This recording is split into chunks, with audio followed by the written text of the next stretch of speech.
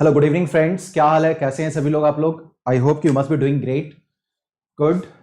सो एक बार मुझे प्लीज एक बार रिस्पॉन्ड करके मुझे बता दीजिए कि मैं ऑडिबल हूँ, विजिबल हूँ, आप लोगों को देख पा रहे हैं, आप मुझे सुन पा रहे हैं मुझे। फिर हम लोग अपनी क्लास को आगे बढ़ाते हैं। मैं एक बार देख लूँ आप लोगों के पास कि हाँ आप लोग मुझे देख पा रहे हैं या सुन पा रहे हैं या नहीं। So everyone just okay guys,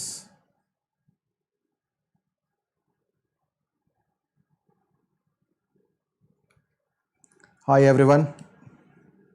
so please एक बार मुझे प्लीज बता दें कि आप लोग मुझे देख भी पा रहे हैं, सुन भी पा रहे हैं। एक बार प्लीज बता दीजिए, एक बार ये गुस्ताखी कर दीजिए कि आप मुझे प्लीज बता दें कि आप मुझे सुन पा रहे हैं, आप मुझे देख पा रहे हैं।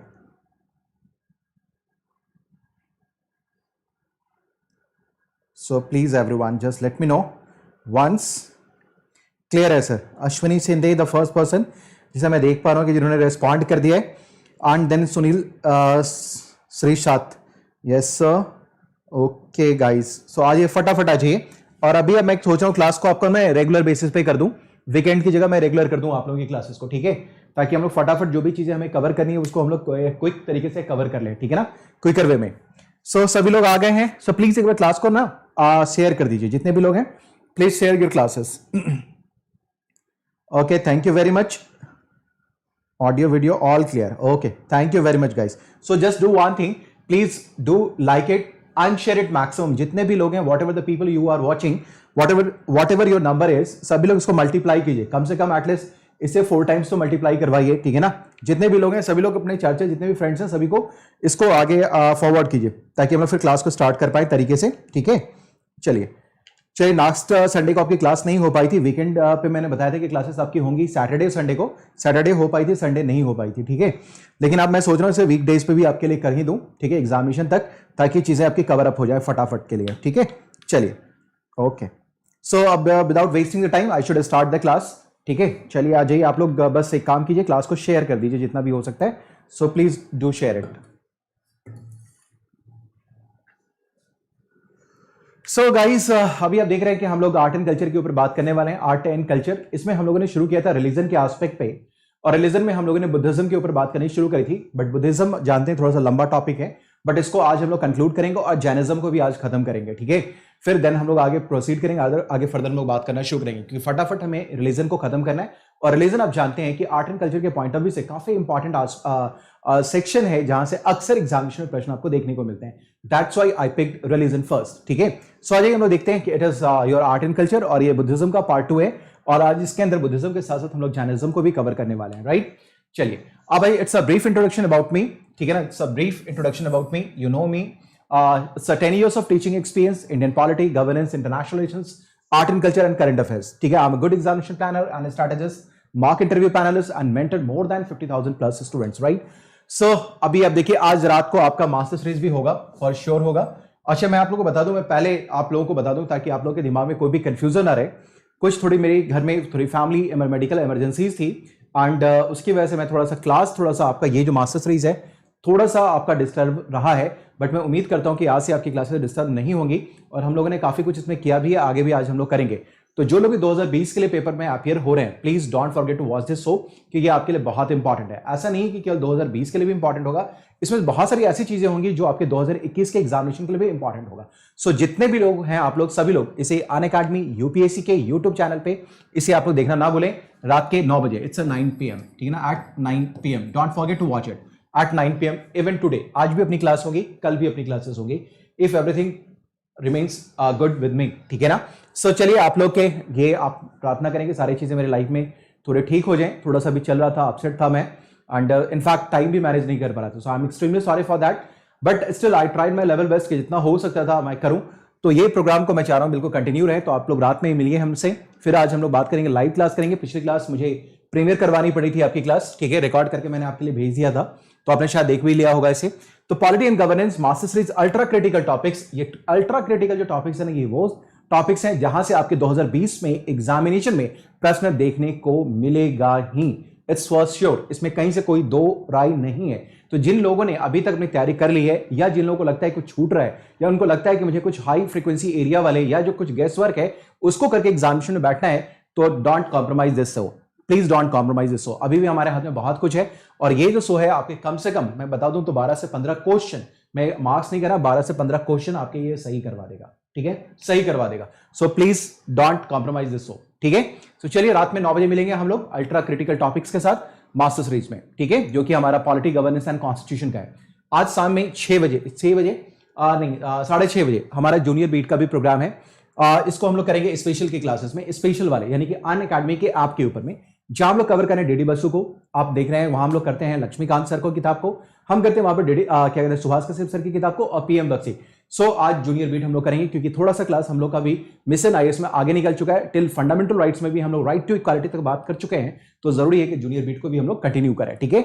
सो जूनियर बीट का क्लास होगा आपका अनअकैडमी के ऐप पे, ये यूट्यूब पे नहीं, अनअकैडमी के ऐप पे हम लोग आज करेंगे, बात करेंगे। सो आप लोग इसको भी ज्वाइन कर लीजिए 6:30 पे। मैं उम्मीद करता हूं कि आप सभी लोगों ने मेरे प्रोफाइल को अनअकैडमी पे जाके फॉलो कर लिया होगा। आप जब फॉलो कर लेंगे वहां पर नोटिफाई का मार्क आता है, उसको नोटिफाई मी का अगर आप प्रेस कर देंगे तो जितनी भी मेरी क्लासेस होने वाली हैं, अपकमिंग कोर्सेस हैं जो भी हैं, उन सभी के बारे में आपको जानकारी मिलती रहेगी, ठीक है। सो डोंट फॉरगेट आज हमारा जूनियर बीट का भी क्लास होने वाला है, राइट। सो देखिए अब एक चीज और बता दूं मैं कि अभी आप लोगों को मैं कह रहा था कि वर्ल्ड हिस्ट्री ज्वाइन कर लेना चाहिए आपको क्लास, और अभी देखिए देखते देखते मैं बोलता रहा वर्ल्ड हिस्ट्री के का एक पोर्शन पूरा का पूरा खत्म हो गया। 18th और 19th सेंचुरी आज हमने कंक्लूड कर दिया। नेक्स्ट जो हमें बात करना है वो 20th सेंचुरी के ऊपर बात करना है। तो please don't forget to join Unacademy plus, क्योंकि ये आपके लिए रियल में बताऊं कि ये वरदान सिद्ध होने वाला, वरदान सिद्ध होने वाला है। अभी आप जानते हैं कि फीस हाइक होने वाली भी है, और आप अगर लेट कर रहे हैं तो you are compromising with something, ठीक है ना, नहीं तो आपको आगे चल करके ज्यादा पैसे पे करने पड़ेंगे।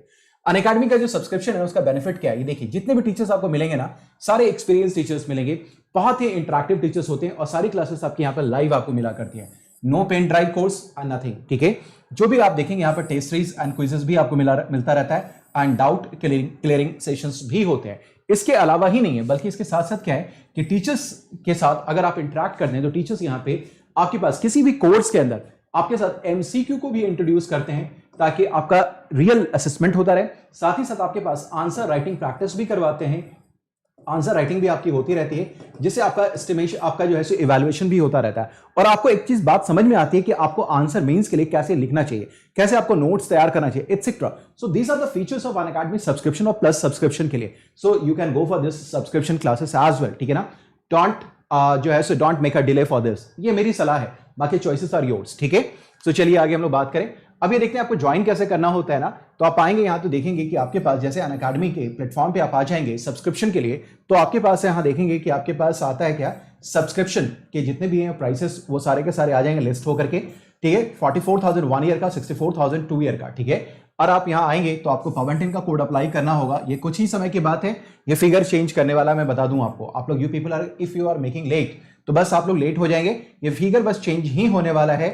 जैसे ये फिगर चेंज हो जाएगा तो फिर आपको ज्यादा पैसे पे करने पड़ेंगे। सो डोंट मेक अ डिले, आप इसको ज्वाइन कर लीजिए। 1 ईयर 44,000, 2 ईयर 64,000, पवन10 का कोड अप्लाई करेंगे तो आप मेरे साथ जुड़ पाएंगे, ठीक है ना। और आपका डेटा हमारे पास होगा, मेरे साथ आप जो है सो आप जुड़ेंगे तो मेरा जो भी एक्सपीरियंस है आप उसको क्या कर सकते हैं, हार्नेस कर सकते हैं, ठीक है। सो पवन10, डोंट फॉरगेट दिस कोड पवन10। इससे आपको एक चीज और भी मिलेगा जो अनअकैडमी की तरफ से दिया जाता है, that is called 10% of discount.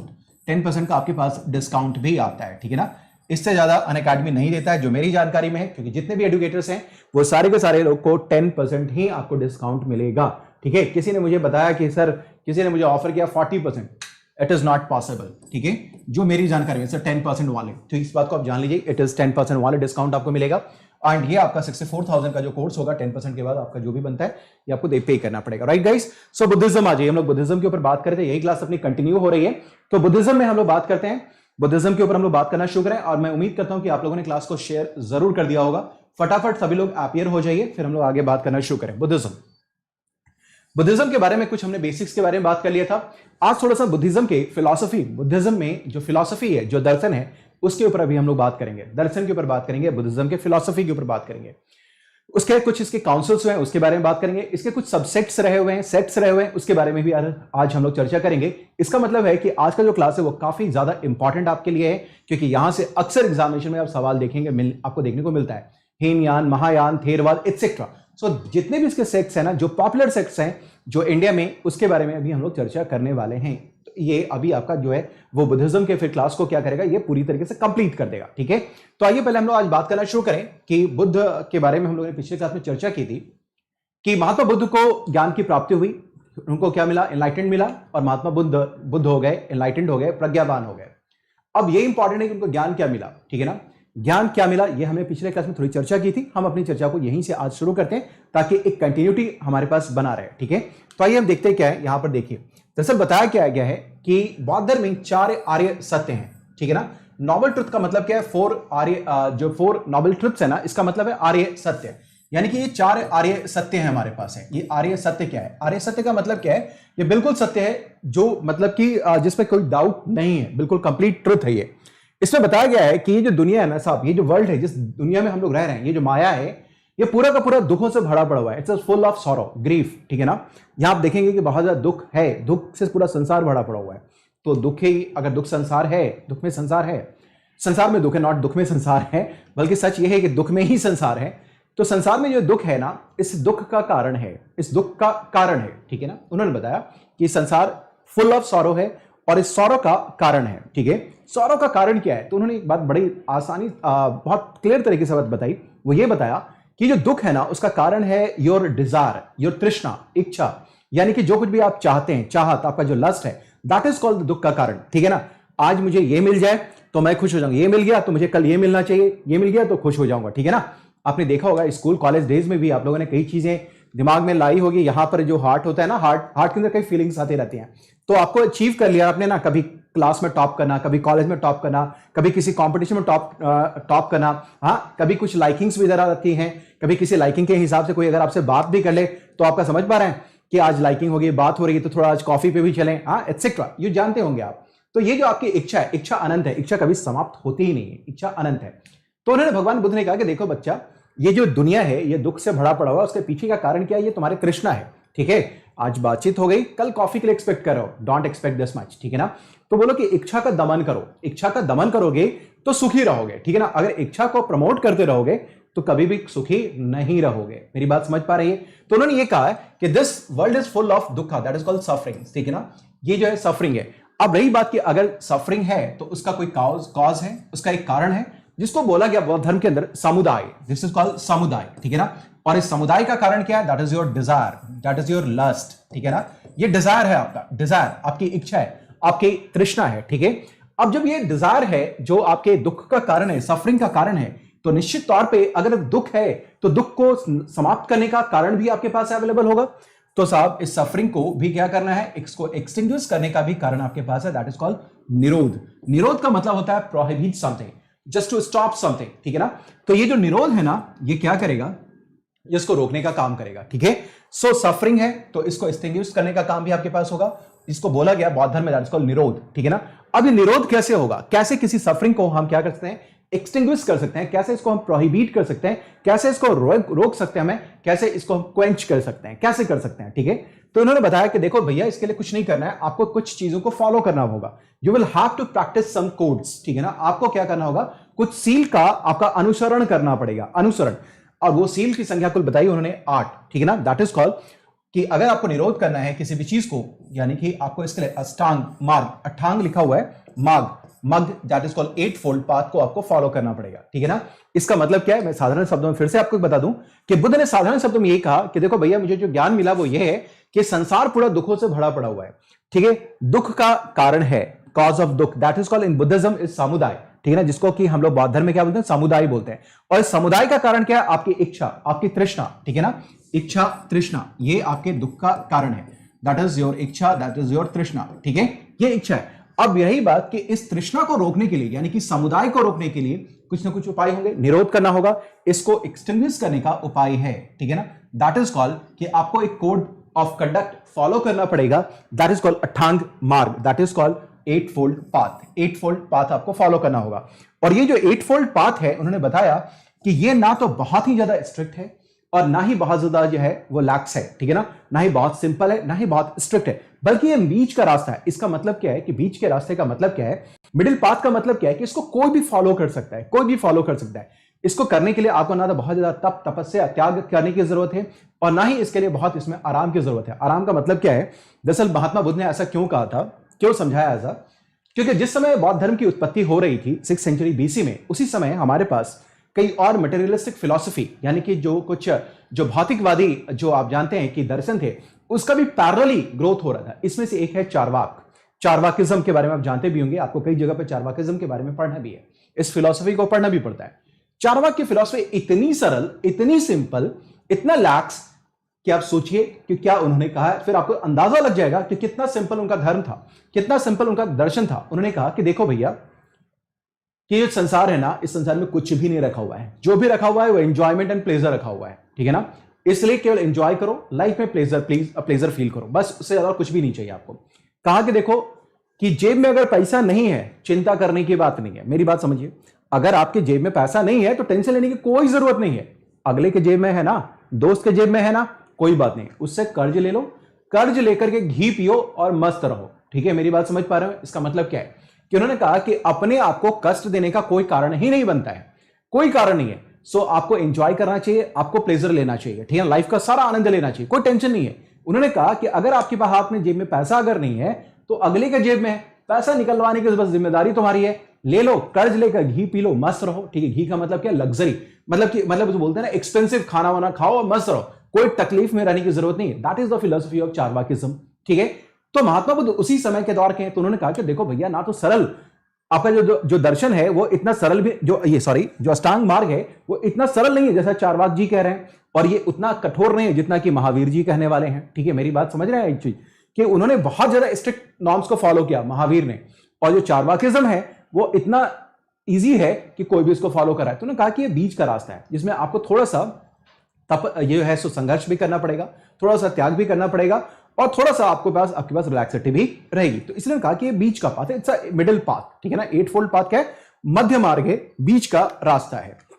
सो आप बात समझ पा रहे हैं। अब रही बात कि 8 मार्ग कौन कौन से हैं, ये भी जान लीजिए कि जो 8 फोल्ड पाथ है ना, consist of various inter connected activities. Basically it is a code of conduct, जो नॉलेज, कंडक्ट और मेडिटेटिव है, ठीक है ना, प्रैक्टिसेस है। इसमें बोला गया कि आपके पास सम्यक दर्शन यानी कि राइट व्यू होना चाहिए, राइट इंटेंशन होना चाहिए, राइट स्पीच, राइट एक्शन होना चाहिए, ठीक है, राइट लाइवलीहुड होना चाहिए, राइट माइंडफुलनेस होना चाहिए, राइट एफर्ट होना चाहिए, राइट कॉन्सेंट्रेशन होना चाहिए, ठीक है। इन्होंने कहा कि ये 8 मार्ग आपके पास हैं। The ultimate goal of Buddha's teaching was the attainment of क्या है? निब्बान, ठीक है ना। ये आपका पाली भाषा में निब्बान लिखा हुआ है, जिसका मतलब होता है हिंदी में that is called nirvana, and it is some similar to what salvation that is called moksha. हालांकि जो निर्वाण की संकल्पना है, जो मोक्ष की संकल्पना हम हिंदू धर्म में देखते हैं, वो बाद की घटना है, निर्वाण पहले की घटना है। यानी कि बौद्ध धर्म में पहले साल्वेशन का कंसेप्ट आता है, बाद में हिंदुइज्म के अंतर्गत आता है। इसका मतलब क्या है? निर्वाण की प्राप्ति, that is called moksha, that is called salvation, ठीक है ना, which was not a place but experience and could be attained in this world। उन्होंने कहा जैसे हिंदू धर्म में आप जानते हैं कि आपने समझा सुना होगा कि एक क्षीर सागर है, भगवान विष्णु वहां लेटे रहते हैं, स्वर्ग धाम है, आप यहां के बाद इस धरती के बाद उस धरती में चले जाएंगे, जो कि एक स्थान है। आप बोलते हैं ना हिंदू धर्म में मोक्ष का मतलब क्या है कि भगवान के धाम में आप चले जाएंगे, वैकुंठ धाम आप पहुंच जाएंगे, ठीक है, आप चले जाएंगे, ठीक है। So you will attain a place, एक स्थान आपको मिलेगा। लेकिन इन्होंने जो बौद्ध धर्म है जिसमें जो निर्वाण का जो कंसेप्ट रखा गया है, जो साल्वेशन का मतलब है, उसमें ये कहा है कि can be attend in this life only and it is just an experience. ये एक अनुभव है, एक अनुभव है, एक अनुभव है, एक ज्ञान है जो आपको यहीं पर प्राप्त होने वाला है। So it can be attend, ठीक है, और ये इसको अचीव किया जा सकता है। सभी लोग मेरी बात, सभी लोग समझ पा रहे हैं? फटाफट मुझे प्लीज एक बात बता दें, is it clear sirs and ma'ams?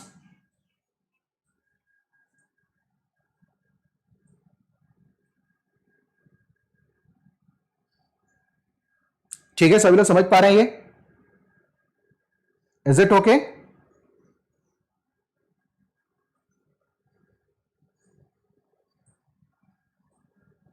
Is it okay sirs और नॉट? ये बताएं जरा सा मुझे।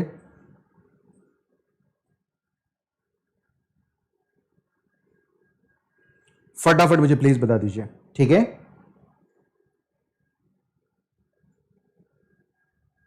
फटाफट एक बार मुझे बता दीजिए, फिर हम लोग आगे बात करें। ओके, गुड, ग्रेट, ग्रेट, चलिए।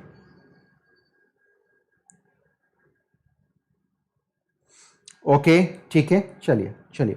और आप लोगों ने इसे शेयर किया है नहीं आप लोगों ने? नो लाइक्स, नो शेयर्स, हाँ?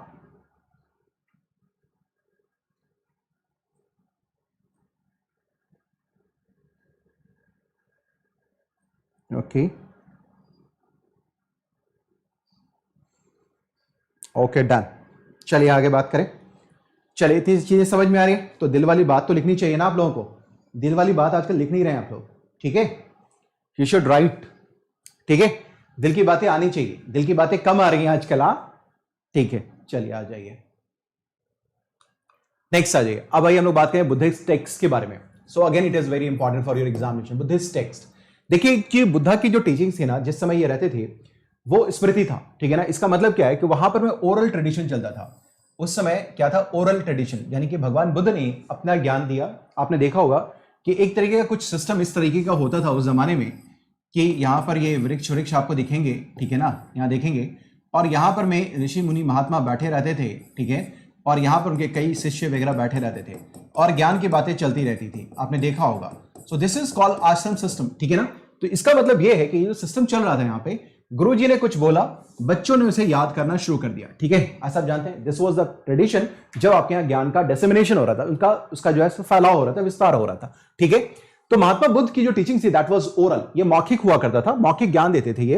ही टॉट फॉर 45 इयर्स, और उन्होंने 45 साल तक पढ़ाया, adapting the teaching to suit the group he was addressing, ठीक है ना?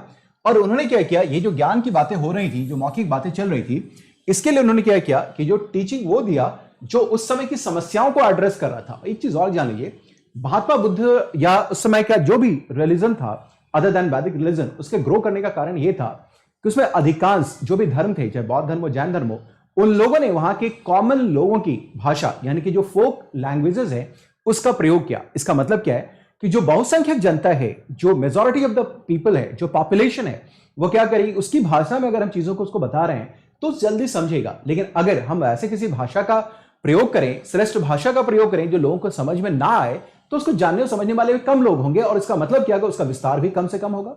तो महात्मा बुद्ध ने दो चीजें की। पहला तो यह किया कि इन्होंने उस समय की जो भी समस्याएं थी, जो प्रॉब्लम्स थे, उसको एड्रेस करने की कोशिश करी अपनी फिलॉसफी में, अपने दर्शन में, ठीक है ना, अपने उपदेशों में। और दूसरा उन्होंने क्या किया कि उन्होंने जो है उस समय का जो फोक लैंग्वेज था उसको उन्होंने अडॉप्ट कर लिया, फोक लैंग्वेज को, ठीक है ना, यानी कि जो उनकी लोक भाषा थी, जो लोक भाषा थी, उसका उन्होंने प्रयोग किया, जिसकी वजह से उनका जो मैसेज था ना, वो धीरे धीरे बढ़ना शुरू कर दिया और उनके फॉलोअर की संख्या बढ़ती चली जाएगी। So these were the two elements, right?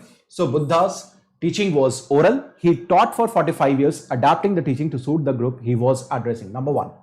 दूसरा क्या है कि the Sangha memorized the teachings and there were groups recitations at festivals and special occasions. ठीक है? अब उन्होंने क्या किया था? संघ का निर्माण किया था। संघ memorizes the teachings, जहां बैठ करके लोग क्या करते थे, जो भी उनके उपदेश होते थे उसको मेमोराइज करते थे, रटते थे, ठीक है? दूसरा क्या था? and there were groups of recitation, ठीक है ना, फेस्टिवल्स एंड स्पेशल ओकेजन्स, ठीक है? और वहां पर ग्रुप रिसाइटेशंस वगैरह होते रहते थे and festivals and special occasions भी होते थे वहां पे। अब ये देखिए क्या है, the teachings were rehearsed and authenticated at the first council and they divided into 3 pitakas. अब देखिए हम लोग बात कर रहे हैं कहां पे, हम लोग बात कर रहे हैं बुद्धिस्ट लिटरेचर में, हम लोग बौद्ध धर्म के लिटरेचर के बारे में बात कर रहे हैं, साहित्य के बारे में बात कर रहे हैं। तो जो टीचिंग्स है ना, teachings were rehearsed and authenticated at the first council. अब ये आपको मालूम होगा कि महात्मा बुद्ध की मृत्यु के बाद बौद्ध संगतियों का आयोजन हुआ, बौद्ध संगति, ठीक है ना, बौद्ध संगति यानी कि बुद्धिस्ट काउंसिल्स का आयोजन होना शुरू हो गया। जो फर्स्ट काउंसिल थी, ठीक है ना, उसका आयोजन होता है 483 में, ठीक है ना, 483 बीसी में, 483 बीसी में, ठीक है? और यहां पर में क्या होता है कि 3 पिटक, इसका ध्यान रखेंगे आप लोग, जो 3 पिटक हैं उसका क्या किया गया, उसका निर्माण किया गया, 3 पिटक का निर्माण किया गया, 3 पिटक्स, जिसको बोला गया है 3 पिटक्स, that is called your 3 Pitakas, ठीक है ना, 3 Pitaks, ठीक है सर, 3 पिटक, ठीक है? ये 3 पिटक का निर्माण किया गया, 3 पिटक, यानी कि ये 3 पिटक हैं। दरअसल क्या है, पिटक जो है, this is called Pitaka. What is Pitaka, ये मैं आपको बता दूं, समझा दूं थोड़ा सा, ताकि आपको याद रहे। व्हाट इज पिटक? पिटक क्या है? पिटक क्या है? व्हाट इज पिटक? तो इट इज लिटरेचर, ठीक है ना, बुद्धिस्ट लिटरेचर, ये बौद्ध साहित्य है, बुद्धिस्ट लिटरेचर है, ठीक है, बुद्धिस्ट लिटरेचर बौद्ध साहित्य है, ठीक है? अब इनकी कुल संख्या है मिलाकर 3, इसलिए इसको बोला गया है 3 पिटक। 3 पिटक, 3 है, इसका मतलब हो गया ये 3 हो गया, दैट इज कॉल्ड 3 पिटक, ठीक है ना? इसमें आपके पास सूत पिटक, विनय पिटक और अभिधंग पिटक है। इसका मतलब अगर कोई पूछता है कि व्हाट इज पिटक, तो ये क्या है, बौद्ध साहित्य है जिनकी संख्या है 3, इसलिए इसको बोला गया त्रिपिटक्स। और इसी में पूरा का पूरा बौद्ध धर्म का जो आप फिलॉसफी है, दर्शन है, जितनी भी बातें कही गई हैं उन सभी को इन 3 पिटक में शामिल किया गया है। ठीक है, सो यही बताया गया जो पहली बौद्ध संगति है, पहली बौद्ध संगति के दौरान आप देखेंगे कि जो भी आपके जो टीचिंग्स है, बुद्धिस्ट के टीचिंग्स है, उसको रिहर्स किया गया और ऑथेंटिकेट किया गया कि हाँ ये जो बातें हैं वो सही हैं, क्योंकि उनके मरने के बाद जो उनके शिष्य थे उनको, जैसे मान लीजिए मैंने आप में से किसी को ज्ञान दिया, तो जो मैंने ज्ञान दिया हो सकता है मेरे बाद आपने किसी और को ज्ञान दिया, हो सकता है कि उसमें मेरी बातों को छोड़ के आपने अपनी कुछ बातों को मिला दिया होगा, या मेरी कुछ बातों को आपने अलग कर दिया होगा और अपनी बातों को वहां दर्शन में शामिल कर लिया होगा। तो इसलिए बौद्ध संगति को बुलाया गया ताकि उन चीजों का जो ओरिजिनल ऑथेंटिकेशन हो सके वो किया जा सके, जो कि जैसा कि महात्मा बुद्ध ने किया था। Is it clear sirs and ma'ams? मेरी बात सभी लोग समझ पा रहे हैं? सो यहां पर उसको ऑथेंटिकेट किया गया और फिर इन सबों को 3 जो है सो पिटक में शामिल कर लिया गया। ठीक है, 3 पिटक में। ठीक है, ये 3 अलग अलग पिटक्स में होंगे। पहला बौद्ध संगति होता है 483 BC में। ठीक है, चलिए आ जाए। His teachings were written down around 25 BC, और इनकी जो भी शिक्षाएं थी इन सबों को लिखा गया 25 BC में। किस भाषा में? तो पाली भाषा में, पाली लैंग्वेज में। अब आइए देखते हैं कि 3 जो पिटक हैं, जो 3 पिटक्स हैं, वो कौन कौन से पिटक हैं आपके पास, कौन कौन से पिटक हैं। ठीक है, तो एक है आपके पास विनय पिटक। ठीक है, ये आपके पास हो गया विनय पिटक, एक हो गया विनय पिटक। अब विनय पिटक में क्या है? अब देखिए विनय से विनय पिटक में क्या क्या है? इसमें रूल्स हैं, रूल्स, नियम एंड ऑफ कंडक्ट। ठीक है ना, and discipline applicable to the monastic life of the monks and the nuns. तो यानी कि जो विनय पिटक है इसमें नियम और कानून बताए गए हैं कि किसी भी बौद्ध भिक्षु को या भिक्षुणु को किन चीजों को फॉलो करना चाहिए, उसके बारे में नियम का ये संग्रह है। ठीक है ना, अनकंडक्ट है। सीधा एग्जामिनेशन में सवाल पूछा गया है कि विनय पिटक किस चीज पे लिखा गया है, तो Vinaya Pitaka consist of rules and conduct and disciplines. ठीक है, जो कि एप्लीकेबल है monastic life of the monks and the nuns. ठीक है, सो विनय पिटक हो गया। दूसरा देखते हैं हमारे पास क्या है, सूत पिटक है। सूत पिटक, दिस इज कॉल्ड सूत पिटक। ठीक है, व्हाट इज सूत पिटक? जो सूत पिटक है ना, इसमें आप देखेंगे कि महात्मा बुद्ध के जो मेन शिक्षाएं, जो धम्मा है, ठीक है ना, उसको इसमें शामिल किया गया। ठीक है, यानी कि जो मेन फिलॉसफी है बुद्धा की, that is already written right here. Sutta Pitaka में consist of the main teachings, जो महात्मा बुद्ध की जो मुख्य शिक्षाएं हैं उसको इसमें शामिल किया गया है, मेन टीचिंग्स को इसमें शामिल किया गया है। ठीक है, बुद्धा के। और ये जो आपका सूत पिटक है ये फिर से 5 निकाय में, यानी कि इसके कलेक्शन है 5 निकाय में इसको बांटा गया है। और फिर से ये आपके लिए बहुत महत्वपूर्ण है, यानी कि सूत पिटक का जो विभाजन किया गया है वो 5 निकाय में किया गया। निकाय का मतलब क्या होता है? सिंपल कलेक्शन, यानी कि संग्रह। ठीक है, इसका मतलब यह हो गया कि जो सूत पिटक है इसमें महात्मा बुद्ध के जो मुख्य शिक्षाएं हैं उसे शामिल किया गया है, और इस सूत पिटक को फिर से 5 निकाय यानी कि 5 संग्रह में इसे जो है सो क्या किया गया, इसे कंपाइल किया गया। सो 5 निकायस और कलेक्शन। ठीक है, चलिए आ जाइए। ये कौन कौन से निकाय हैं ये देख लीजिए। पहला आपके पास है दिग्घ निकाय, दूसरा है मध्यम निकाय, तीसरा है संयुक्त निकाय, और चौथा है अगुंतर निकाय, और ये है 5वां है आपके पास खुदक निकाय। ये 5 निकाय हैं, ये आपको याद रखना होगा। ठीक है, इतनी बातें सभी लोग समझ पा रहे हैं? सर प्लीज फटाफट आ जाइए, कहां हैं सभी लोग? अगर ऐसे करेंगे तो फिर मजा खत्म हो जाएगा। आप लोग कहीं भी मजा नहीं आ रहा है, इसका मतलब मजा कहां आ रहा है आपको? ठीक है, 95 people are watching only, it is not right. ठीक है, सो सभी लोग प्रकट हो जाइए, जितने भी लोग हैं प्रकट हो जाइए प्लीज। यार क्लास को लाइक और शेयर कीजिए, तभी मजा आता है। ठीक है ना, सभी लोग क्लास में रहिए, मजा तभी आता है। इसको कम से कम डबल कीजिए यार, मिनिमम डबल कीजिए। ठीक है, सभी लोग फटाफट प्लीज यार क्लास को लाइक और शेयर कीजिए।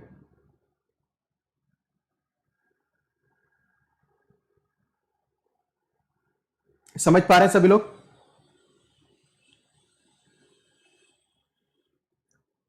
मैं आप लोगों की तरफ देख रहा हूं कि आप लोगों के रेस्पॉन्स की तरफ। ओके वर्षा, ओके। गुड़िया कुमारी कहां हैं आप? गुड़िया, मैंने बताया ना निकाय का मतलब क्या होता है। हाँ, आरती कुमारी, यस आरती कुमारी। ठीक है, सो प्लीज क्लास को जरा शेयर कीजिए फटाफट। ठीक है, यस मीनाक्षी। सो सभी लोग पहले प्रकट हो जाइए, फिर हम लोग फिर बात करें। मजा तभी आएगा, नहीं तो फिर मैं इसे डिसकंटिन्यू कर दूंगा, मैं बता दे रहा हूं। ठीक है, आप में से कई लोगों ने गुजारिश करी थी, सिफारिश की भी की थी, करवाई भी थी आप लोगों ने कि हाँ प्लीज सर शुरू कर दीजिए आर्ट एंड कल्चर यहां पे। अब शुरू किया तो आप सभी लोग, जिन लोगों ने किया था वही लोग नदारत हैं, वही लोग दिख नहीं रहे हैं। सो आपका दिखना जरूरी है, आपका प्रकट होना जरूरी है। गीता साक्या, ठीक है। और अगर आप ऐसा करेंगे तो अभी तो मैं और भी कुछ लॉन्च करने का सोच रहा था आपके लिए। हाँ, अजीत कुमार यादव, उसका मतलब होता है संग्रह। And all clear. सो फटाफट सभी लोग को यार लाइक शेयर कीजिए यार, जितने भी लोग हैं शेयर कीजिए।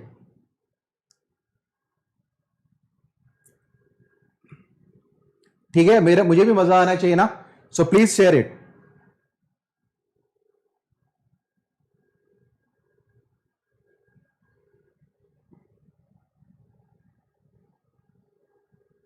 सो सभी लोग फटाफट एक बार प्लीज शेयर कीजिए। जो भी आपके हैं near and dear ones, please उनको ये बताइए कि ऐसी क्लासेस चल रही हैं आपके पास। अगर आपको हर किसी चीज में फिर मजा नहीं आएगा तो फिर मजा ही क्या है, फिर मेरा यहां होने का मतलब क्या है। Okay Sumit Garg, no issue, ठीक है। अगर आप लोग ऐसे ही करते रहेंगे, अगर अपनी ही बातों को समझेंगे तो फिर मेरे होने का मतलब क्या है यहां पे आपके लिए। हाँ,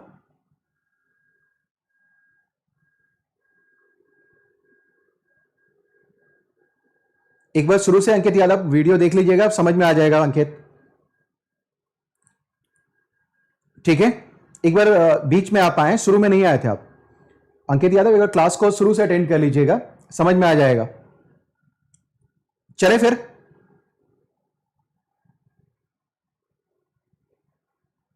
ओके,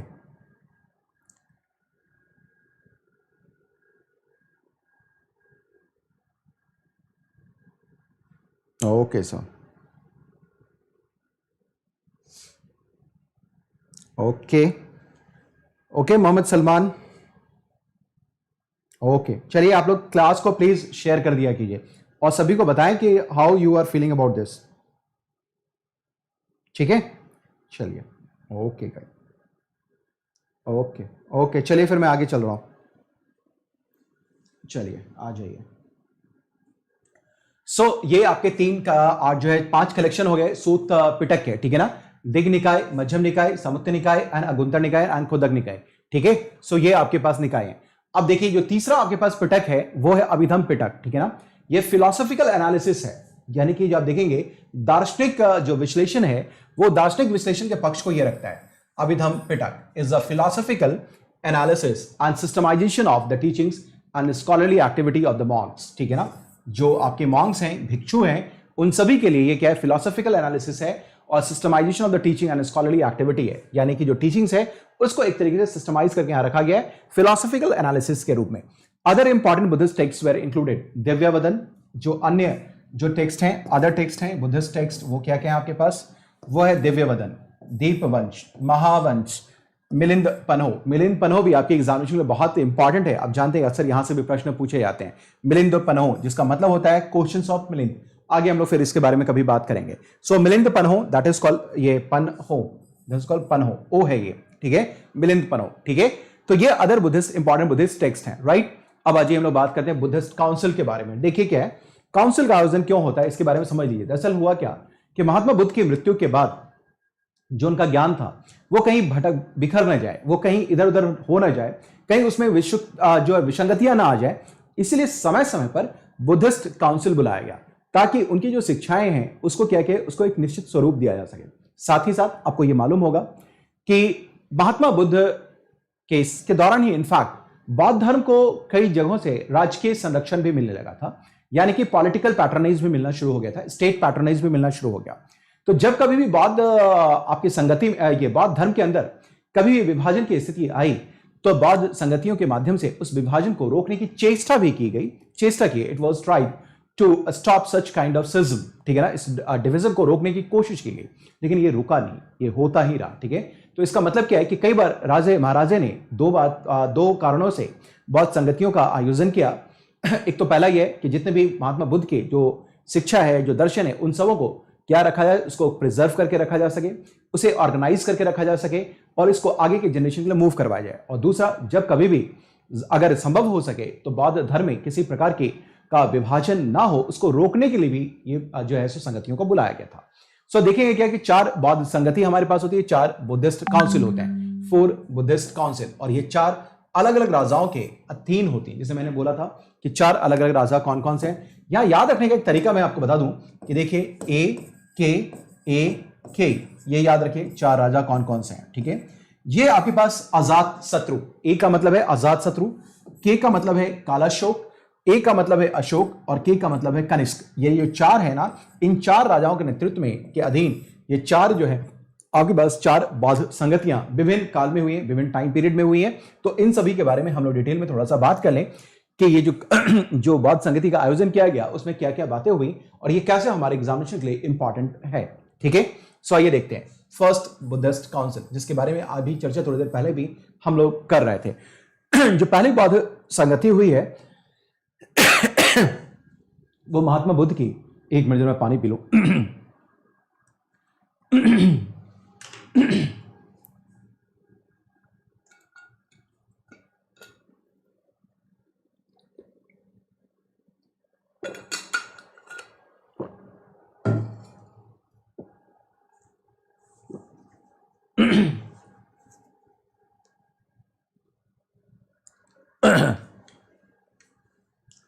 अब आ जाइए, जो पहली बौद्ध संगति हुई है महात्मा बुद्ध की मृत्यु के बाद 483 बीसी में हुआ, 483 बीसी में हुआ महात्मा बुद्ध की मृत्यु के बाद, ठीक है ना। So it was held in 483 BC after the demise of Lord Buddha, ठीक है। और ये जो कंडक्ट हुआ है ना, इसको पैट्रोनाइज किसका मिला हुआ था, अजात शत्रु का। और अजात शत्रु किस डायनेस्टी का था, तो हर्यंका वंश का था, हर्यंक डायनेस्टी का था, ठीक है ना, हर्यंका डायनेस्टी। इसका मतलब ये है कि कभी आपसे पूछ रहे कि मगध के कई राजवंश हुए हैं, हर्यंक वंश हुआ है, शिशुनाग वंश हुआ है, अब नंद वंश हुआ है, तो आपसे ये पूछ सकता है कि पहले प्रथम बौद्ध संगति का आयोजन किस वंश के शासकों के द्वारा, शासक के द्वारा किया गया। तो इसलिए आपको यह भी ध्यान में रखना है, इट इज बाय हर्यंकास। हर्यंक वंश के नेतृत्व में अजात शत्रु, हर्यंक वंश के अधीन अजात शत्रु के पैट्रोनाइज में पहला बौद्ध संगति का आयोजन किया गया था। जो अब ये जो संगति है, जो काउंसिल था ना, was established and in order to arrive at a consensus how the teachings of Buddha could be spread further, कि कैसे महात्मा बुद्ध की जो भी शिक्षाएं हैं, जो भी शिक्षा महात्मा बुद्ध ने दिया है, उसको हम लोग कैसे स्प्रेड कर सकते हैं, how we can spread it, इसका प्रचार प्रसार कैसे हो सकता है, कैसे इसको हम लोग फैला सकते हैं। So it was the objective of first Buddhist council, ठीक है ना। सो प्रथम बौद्ध संगति का आयोजन हुआ, हर्यंक वंश के शासक अजात शत्रु के संरक्षण में हुआ था, और उद्देश्य था कि टीचिंग्स ऑफ बुद्धा को किस तरीके से हम लोग स्प्रेड कर सकते हैं, कैसे इसका विस्तार कर सकते हैं, कैसे इसको लोग फैला सकते हैं। It was held in 483 BC just after Buddha's demise, right. अब देखिए ये जो हुआ था, ये हुआ था राजगृह में, ठीक है ना। अब ये देखिए याद रखने का तरीका एक और भी है, जो प्लेसेस हैं, अभी किंग के बारे में बताया मैंने, AK RVPK, ये प्लेसेस हैं। 4 बौद्ध संगति हुई है ये 4 जगहों पे। RVPK का मतलब क्या है, R का मतलब राजगीर, V का मतलब वैशाली, P का मतलब पाटलिपुत्र और K का मतलब हो गया कश्मीर। इसका मतलब क्या है, जो पहले बौद्ध संगति हुई, ठीक है ना, वो AK यानी कि अजात शत्रु के नेतृत्व में कहां हुआ, राजगृह में हुआ, ठीक है ना। तो राजगृह में होता है। दूसरी बौद्ध संगति कहां होती है, वैशाली में, तीसरी कहां, पाटलिपुत्र में, और जो चौथी है वो कहां होती है, कश्मीर में। कश्मीर का भी एक पार्क है जिसका नाम है कुंडलवन, वहां ये हुआ था। एनीवेज आपको इतना याद रखना है, राजगीर, वैशाली, पाटलिपुत्र एंड कश्मीर, ठीक है साहब। The monk was presided over the first council was Mahakashyap, ठीक है ना। इसका मतलब क्या है, इसको सबसे पहले किसने प्रेसाइड किया था, महाकाश्यप ने किया था, ठीक है ना। जो प्रेसिडेंट्स हैं इसको भी याद रखें, MSMVA, ये है आपके संगति के अध्यक्ष। M का मतलब हो गया महाकाश्यप। इसका मतलब क्या है कि पहला का जो संगति हुई उसके जो अध्यक्षता की थी उन्होंने की थी महाकाश्यप ने। दूसरा क्या है, सब्बाकामी इसको बोलते हैं। तीसरा क्या है, मोगालीपुत्र तिश, और चौथा है वशुमित्र ने किया था। इसमें एक वाइस प्रेसिडेंट भी होते हैं जिनका नाम है अश्वघोष। तो आप इस तरह के निमोनिक्स बना लीजिएगा ताकि ये याद रहेगा, ये बहुत इंपॉर्टेंट है आपके लिए। तो मैं आपके लास्ट में फाइनल कंक्लूड करके बता भी दूंगा आपको कि क्या क्या चीजें हैं ये। So monk who presided over the first council was Mahakashyapa, that is called M।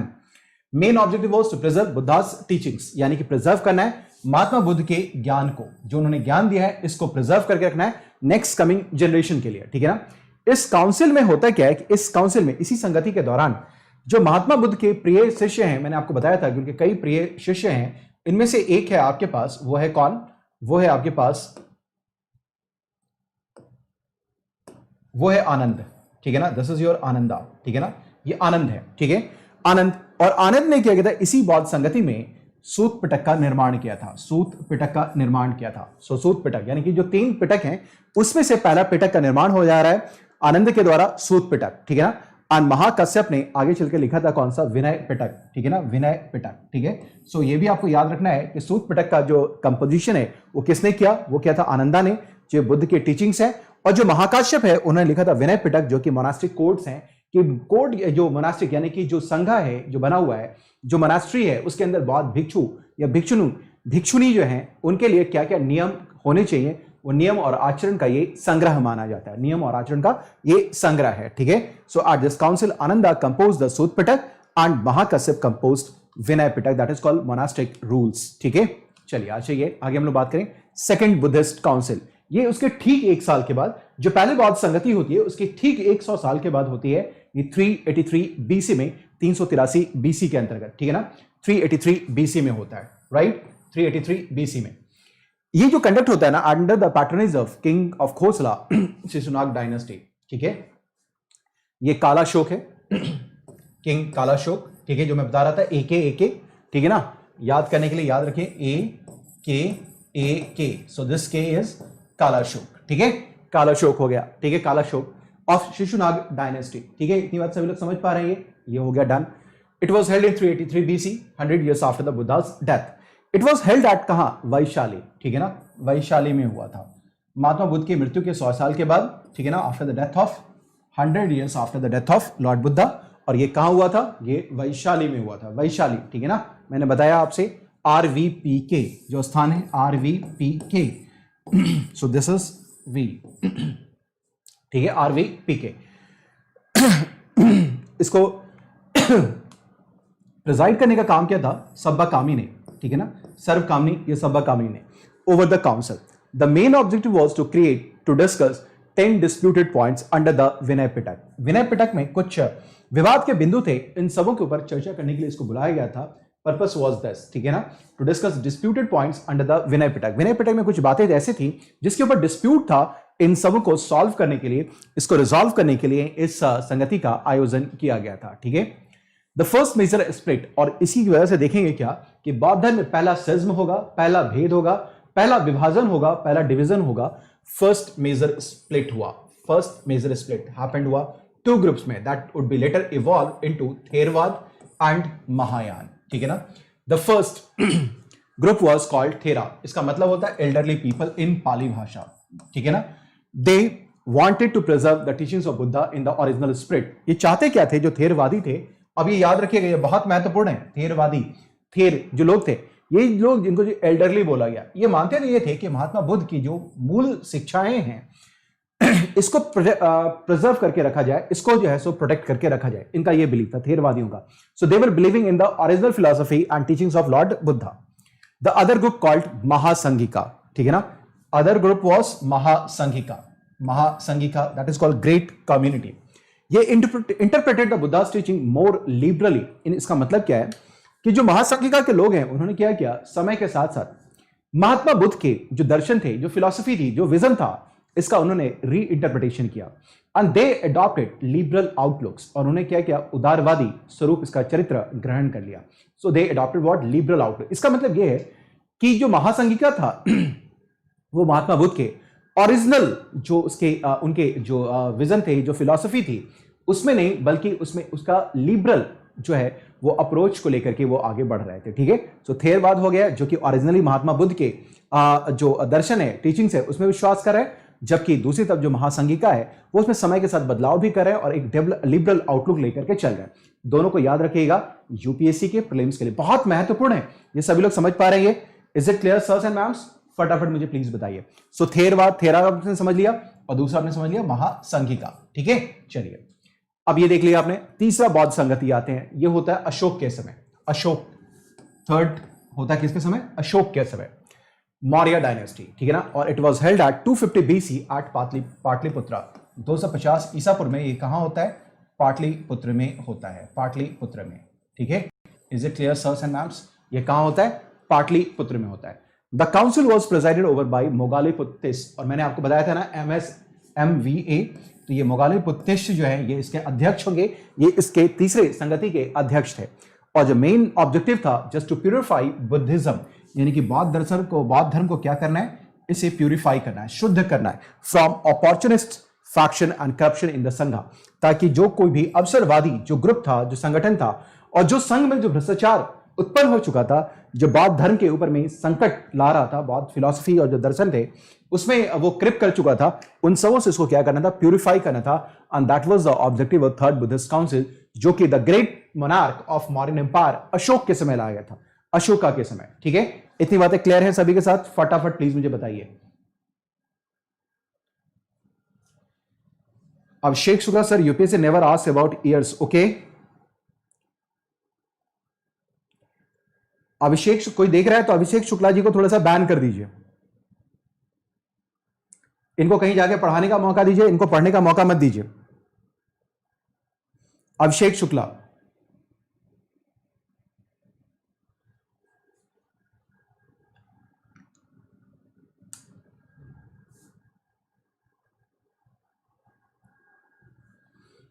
सुन पा रहे हैं सभी लोग मुझे?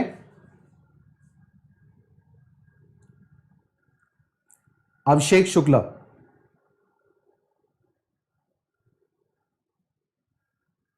इनको कहीं पढ़ाने का मौका दीजिए, यहां पर ये गलत जगह आ गए हैं, इनको कहीं पढ़ाने का मौका दिया जाए, इनको पढ़ने का मौका नहीं, पढ़ाने का मौका दिया जाए।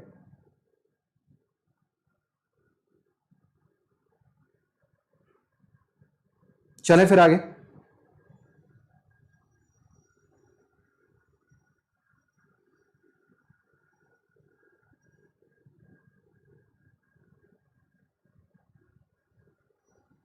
इनको पढ़ने का नहीं, पढ़ाने का मौका दिया जाए। सभी लोग समझ गए होंगे आप लोग? इनको प्लीज, आप लोग जो भी समझदार लोग हैं समझ पा रहे होंगे, इनको पढ़ने का मौका नहीं, पढ़ाने का मौका दिया जाए।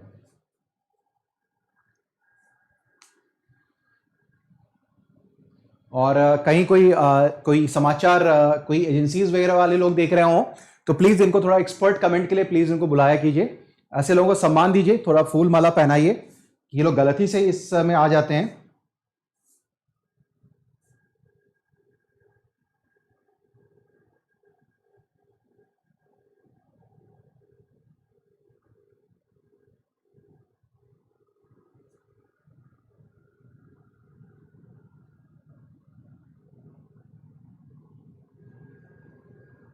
कोई देख रहा है कि नहीं, शो को देख रहा है कि नहीं?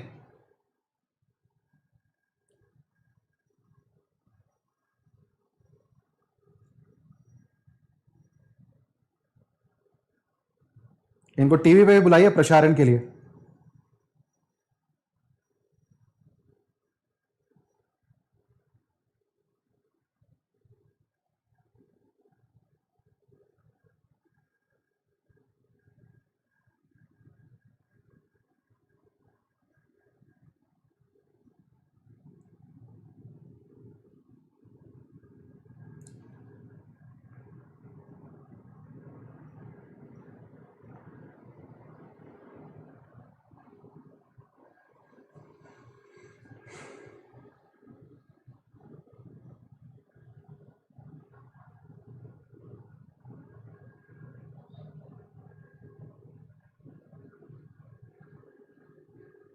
ठीक है,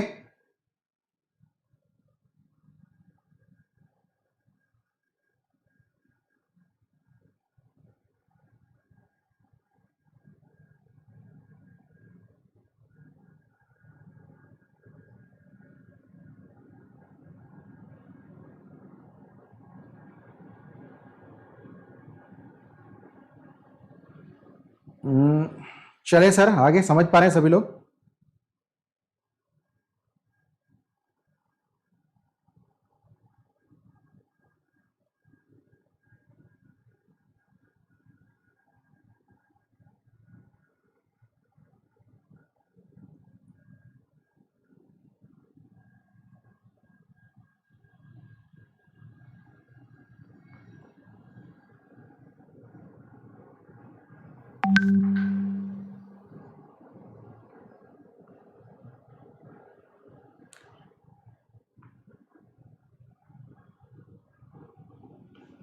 चलिए आ जाइए साहब।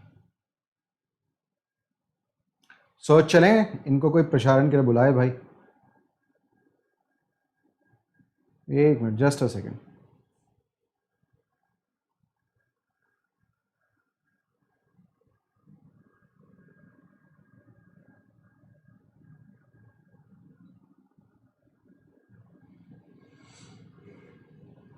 थोड़ा आप लोग को भी एक बार ना, थोड़ा सा आप लोगों को भी कुछ लिखना चाहिए था, तो कुछ करना चाहिए था, ठीक है। अजीत कुमार यादव कुछ लिखना चाहिए आप लोगों को, कमलकांत नायक लिखना चाहिए, लव कुश, मीनाक्षी पांडे, सबको थोड़ा लिखना चाहिए आप लोगों को, ठीक है। थोड़ा टीपू, योगेश, सभी लोगों को लिखना चाहिए, थोड़ा सा आप लोगों को भी कुछ लिखना चाहिए कभी कभी, ठीक है। चलिए आ जाइए।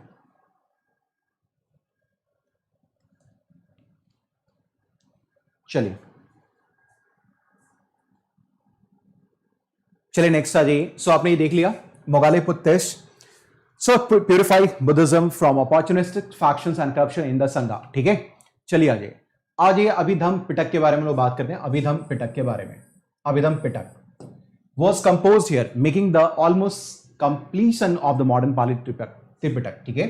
सो अभिधम पिटक जो है, ये अभिधम पिटक, ठीक है ना, मॉडर्न पाली में त्रिपिटक में इसको लिखा गया, almost compilation of modern Pali Tripitaka, ठीक है। बुद्धिस्ट जो मिशनरीज हैं वे sent to the other kind. अब ये देखें कि 3 पिटक हो गया जो बुद्धिस्ट साहित्य है, इसके बारे में हमने चर्चा की। ये 3 इंपॉर्टेंट पिटक है, इसके अलावा बहुत सारे बौद्ध साहित्य हैं जिसके बारे में हमने चर्चा भी करा आपसे। उसके बाद हमने देखा है क्या है कि यहां पर हमारे पास एक और भी इंपॉर्टेंट लिटरेचर है जिसका नाम है जातक, जिसमें कि महात्मा बुद्ध के जो प्रीवियस लाइफ की जो स्टोरीज है उनको इंक्लूड करके रखा गया है, उसमें शामिल किया गया है, ठीक है। सो चलिए आज बुद्धिस्ट मिशनरीज वे सेंट। अब आइए स्प्रेड के बारे में बात करते हैं कि जो बौद्ध धर्म का जो प्रचार है ना वो कैसे हुआ है। स्प्रेड ऑफ बुद्धिज्म, स्प्रेड के बारे में बात करेंगे थोड़ा सा, ठीक है। तो स्प्रेड के बारे में बात करें तो बुद्धिस्ट मिशनरियों के भेजे जाने की परंपरा भारत से बाहर शुरू की गई, किसके द्वारा? अशोक के द्वारा।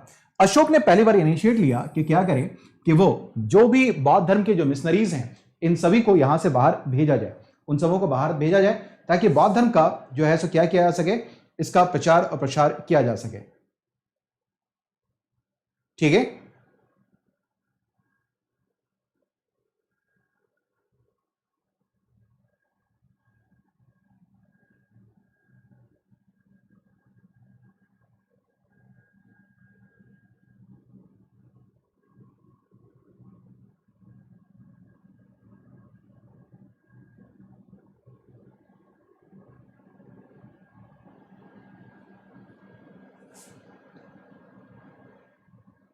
चलिए सर आ जाइए सभी लोग।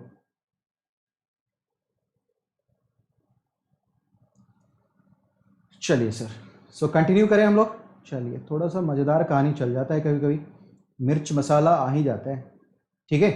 चलिए सर, सो ये आपने देख लिया। सो स्प्रेड, अब ये स्प्रेड कर देखें। Emperor Ashoka was Hinayana, Buddhism pressed emperor Ashoka was. अब देखिए आ जाइए, अब ये बौद्ध धर्म का प्रचार प्रसार के लिए अशोक इनिशिएटिव लेगा, ठीक है। Buddhism pressed by emperor Ashoka was Hinayana, ठीक है ना। अब ये इसके बारे में थोड़ा सा हम लोग बात करते हैं। बुद्धिस्ट काउंसिल आ जाइए पहले, फिर हम लोग बात कर लें। Fourth Buddhist council conducted under the patronage of king Kanishka, ठीक है ना। यानी जो चौथी बौद्ध संगति हुई है, ये आपको मैंने बताया था याद रखने के लिए, नेमोनिक्स, ए का नेमोनिक्स है, आपको याद रखना है। के का मतलब है दैट इज कॉल्ड कनिष्का, यानी कि जो चौथी बौद्ध संगति हुई है उसका आयोजन किसके संरक्षण में हुआ है? तो कनिष्का के संरक्षण में हुआ है। कब हुआ है? तो कुषाण वंशों के समय हुआ है, ठीक है, क्योंकि Kanishka was a great king और मोनार्क ऑफ कुषाण डायनेस्टी, ठीक है। और ये जो होता है ये फर्स्ट सेंचुरी एडी में 75 एडी में होता है, 75 एडी में होता है। कुंडलवन इन कश्मीर में होता है, ठीक है, कुंडलवन कश्मीर में, ठीक है। इसकी अध्यक्षता करने वाले थे, वो थे कौन? वशुमित्र। जैसे मैंने आपको बताया था ना कि जो भी इसके अध्यक्ष हैं, मैंने आपको बताया था निमोनिक्स MSMVA, ठीक है ना। VA का मतलब क्या है? V का मतलब हो रहा है तो आपके पास Vasumitra and Ashok Ghosh presided over this council, ठीक है ना, presided over this council. Vasumitra and Ashok Ghosh presided over this council. अब ये देखिए, वशुमित्र जो है इसके होंगे प्रेसिडेंट, यानी कि ये अध्यक्ष होंगे, प्रेसिडेंट होंगे, और ये जो होगा ये होगा आपका vice president, that is called उपाध्यक्ष, ठीक है। So Vasumitra and Ashok Ghosh presided over this council. All deliberations were conducted in Sanskrit, और यहां पे जितनी भी बातें हुई थी वो क्या हुआ था? वो सारी की सारी चीजें संस्कृत में हुआ था। अब ये देखिए, ये पतन का एक कारण भी बनेगा। अभी तक क्या है कि बौद्ध धर्म के बारे में जितनी भी बातें हो रही हैं वो उस समय के फोक लैंग्वेजेस में हो रहा है, यानी कि जो क्षेत्रीय भाषाएं हैं उसमें होना शुरू हो गया। लेकिन अब यहां देखेंगे क्या कि जितनी भी डेलिब्रेशंस यहां हुई, जो भी कामकाज हुआ, वो उस समय एलीट क्लास की भाषा में हुआ, दैट इज कॉल्ड संस्कृत। इसका मतलब क्या है कि ये घटता हुआ ये क्या करेगा, बौद्ध धर्म का जो सामाजिक आधार है उसको कॉन्ट्रैक्ट करेगा, उसको ये कम करना शुरू करेगा, उसमें संकुचन को पैदा करेगा। हियर अभिधम जो टेक्स्ट है ना, वे translated from Prakrit to Sanskrit, Prakrit to Sanskrit. Abhidhamma text were translated from Prakrit to Sanskrit. जो अभिधम पिटक था उसको हमने क्या किया, प्राकृत भाषा से संस्कृत भाषा में इसमें अनुवाद भी किया। This council resulted in the division of जो है 2 सेक्ट्स ऑफ बुद्धिज्म। उसको बोलते हैं महायान। महा का मतलब होता है बड़ा, ग्रेट, और यान का मतलब होता है गाड़ी, ठीक है ना, ग्रेट व्हीकल, ठीक है। और दूसरा है हीनयान। हीन का मतलब होता है छोटा, यानी कि लेसर व्हीकल, ठीक है। सो इस समय जो बौद्ध धर्म है वो ग्रेटर व्हीकल और लेसर व्हीकल यानी कि महायान और हीनयान, इन दो संप्रदायों में क्या होता है, ये बंट जाता है। महायान और हीनयान ये दो संप्रदाय में बटेगा चौथी बौद्ध संगति के दौरान, ठीक है। महायान जो सेट जो है ना, आप देखेंगे जो महायान बुद्धिज्म है इसके ऊपर बौद्ध जो है आप देखेंगे कि हिंदू धर्म का पूरा इंपैक्ट पड़ेगा। वो कैसे पड़ता है ये मैं आपको बताना चाहूंगा कि जो महायान बुद्धिज्म है उसमें इंपैक्ट आपको दिखाई देगा हिंदू धर्म का। कैसे, तो ये आप देखिए कि क्या है। देखिए आज हमारे पास है आप देखेंगे हिंदुइज्म के बारे में हम लोग बात करें। हिंदुइज्म हिंदू धर्म है, ठीक है, और इसका इंपैक्ट आपको देखने को मिल रहा है कहां पे, महायान बुद्धिज्म पे। क्या क्या इंपैक्ट मिलेगा आपको थोड़ा सा मैं समझाना चाहूंगा, इसको समझने की कोशिश कीजिए। हिंदुइज्म, हिंदू धर्म आप ये देखिए क्या है साहब। हिंदू धर्म में आपने देखा है कि पहले एक आदि पुरुष की कल्पना की जाती है, एक सेवियर के रूप में। आपने देखा है भगवान विष्णु, आपने देखा है कि हर एक एज में भगवान विष्णु कभी राम बन के कभी श्याम बन करके आते हैं, अवतरित होते हैं, और अलग अलग युगों की कल्पना की गई है जहां आकर के वो उद्धारक का काम करेंगे, सेवियर का काम करेंगे, ठीक है। तो जिस तरीके से यहां पर में भगवान विष्णु आपको दिखाई देते हैं, विष्णु, ठीक है ना, विष्णु दिखाई देंगे आपके पास, विष्णु दिखाई देंगे, उसी तरीके से यहां पर एक कल्पना की गई है एक उद्धारक के रूप में, एक सेवियर के रूप में, that is called Bodhisattva, that is called Bodhisattva, ठीक है। ठीक, एक तो हो गया बोधिसत्वा, यानी कि जिस तरीके से भगवान विष्णु की कल्पना की गई यहां पर में एक उद्धारक के रूप में, उसी तरीके से यहां पर उद्धारक के रूप में कौन है, बोधिसत्वा दिखाई देगा। दूसरा क्या है कि आपके यहां फ्यूचर विष्णु है, फ्यूचर विष्णु, फ्यूचर विष्णु यानी कि आने वाले भगवान हैं कौन, वो है कल्कि, कल्कि अवतार। इसी तरीके से यहां पर में फ्यूचर बुद्धा के बारे में बात की गई है, that is called future Buddha. Future Buddha बोला गया है फ्यूचर बुद्धा के बारे में, ठीक है, that is called Maitreya, Maitreya, ठीक है, मैत्रेय, ठीक है, मैत्रेय हो गया। तो ये फ्यूचर बुद्धा है, ये आपसे पूछा भी जा सकता है एग्जामिनेशन में कि हु इज मैत्रेय। मैत्रेय ये जो है ये फ्यूचर का बुद्धा है, लॉर्ड बुद्धा, यानी कि इसको आना है।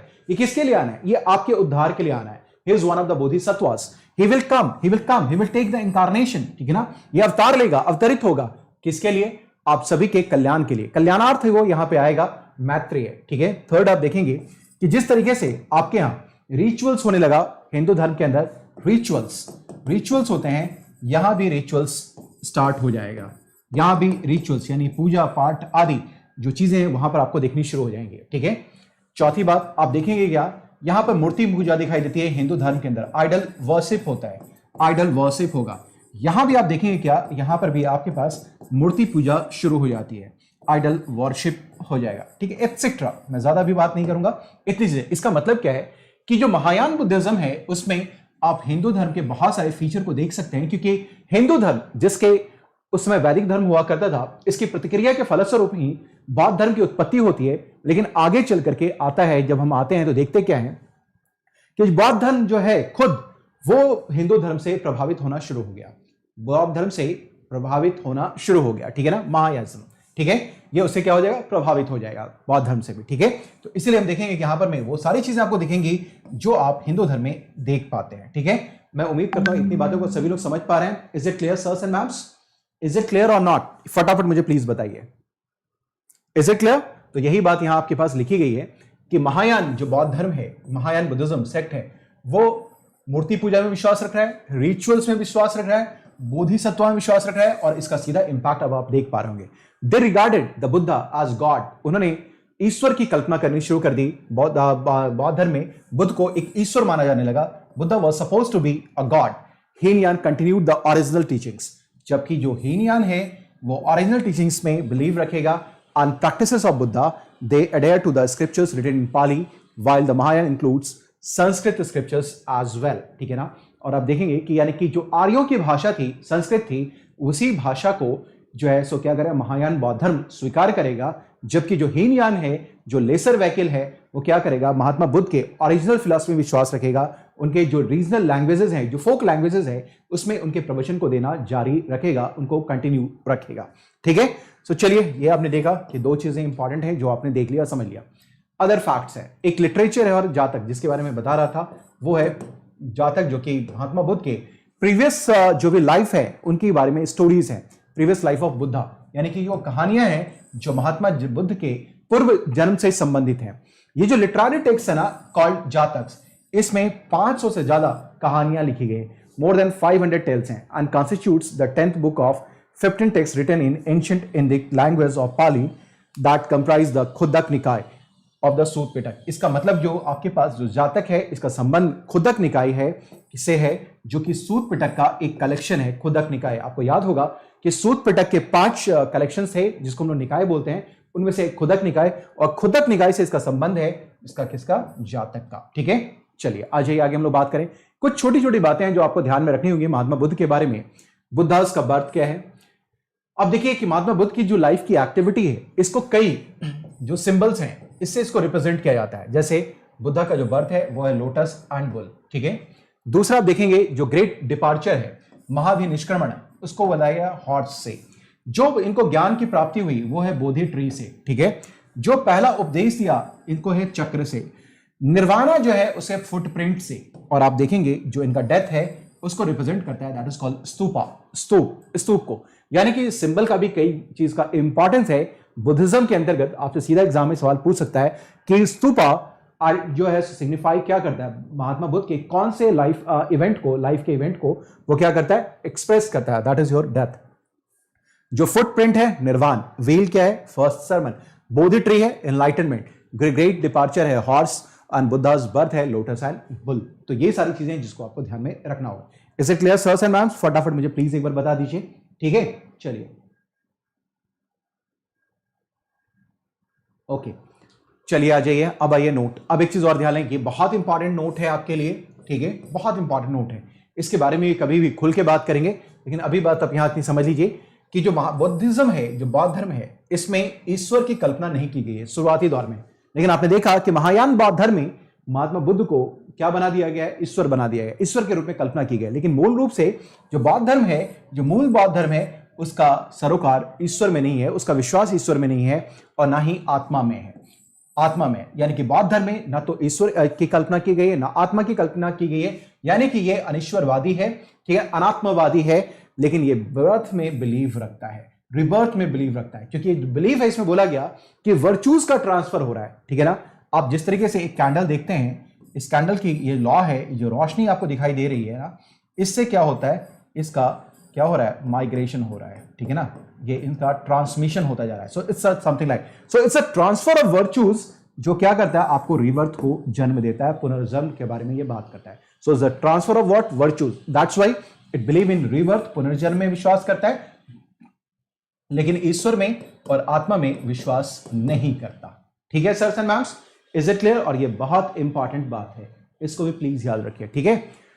अब आज ये पॉपुलर सेक्ट्स ऑफ बुद्धिज्म, मुझे लगता है कि आपकी घटती हुई संख्या मुझे ये बता रही है कि अब आप लोगों का दिल इसमें अभी क्लास में नहीं लग रहा है, तो मुझे लगता है इसे दूसरी क्लास में कंटिन्यू करना चाहिए, ठीक है।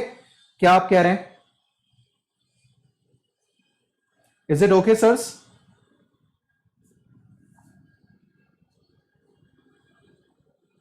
ठीक है, तो मुझे लगता है कि आप लोग थक गए हैं, लगता है कि आपकी घटती हुई संख्या मुझे बता रही है कि अब आप थक चुके हैं। तो क्या मुझे इस पर विराम लगा देना चाहिए, क्या इसे रोकना चाहिए? बताएं तो फिर कल की क्लास, कल भी आपकी क्लास होगी आर्ट एंड कल्चर की, डोंट वरी फॉर दैट। कल भी हम लोग क्लास लेंगे आर्ट एंड कल्चर की, ठीक है। और सभी लोग, आप लोग अपना कमेंट लिख करके जरूर जाया करें, निश्चित तौर पे कमेंट लिखिए और मैक्सिमम लोगों तक इसको स्प्रेड कीजिए। अगर आप लोग अगर थोड़ा सा उत्साहवर्धन करेंगे तो इसको मैं पूरा वीकली कर दूंगा अभी के लिए, ठीक है, ये वीकली हो जाएगा, ठीक है।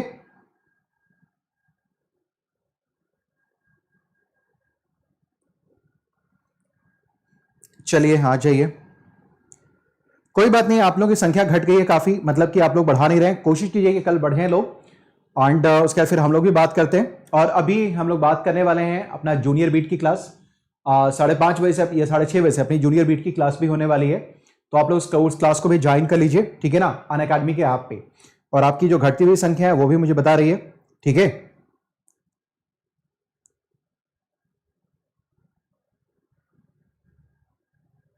आप मेरे से 4 बजे शाम को हर एक दिन मिल सकते हैं, हर्षराज, हर एक दिन शाम के 4 बजे, मंडे टू फ्राइडे कंफर्म रहता है। और अभी सैटरडे संडे भी शाम के 4 बजे क्लासेस होती रहेंगी।